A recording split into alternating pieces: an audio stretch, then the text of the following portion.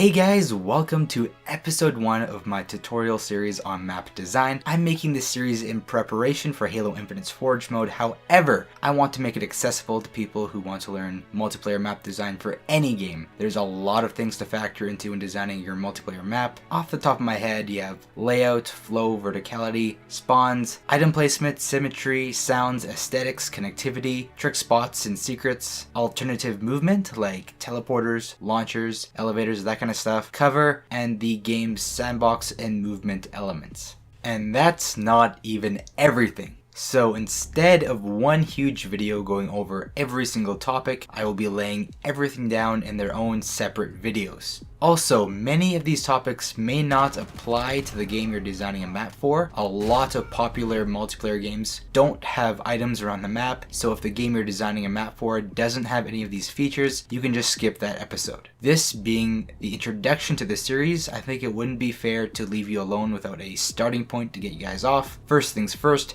you need to learn the program you will be using. Whether it is an in-game editor like Halo's Forge or the Far Cry editor, or software built for creating games like the Unreal Engine or Unity, knowledge of map design is going to get you nowhere if you can't actually build the maps. I don't want to explain too much about how Halo 5's Forge works, since not everyone is here for Halo 5 map design, especially since I myself am more excited for Halo Infinite, and I will just be forging in Halo 5 to show the process. If you are here with Halo Infinite already being released, I still want everything I say here to still apply. If you're having a hard time learning the program yourself, there's a lot of tutorials out there on YouTube, on Google for you to use to help you. If you're already familiar with a program you'll be using and are not familiar with map design, I would just start designing encounters. Fighting on a flat plane with no cover is just boring, so try to make areas more interesting. Don't start off making full maps. You can make full maps if you feel comfortable, but don't expect them to be good without at least some knowledge of map design.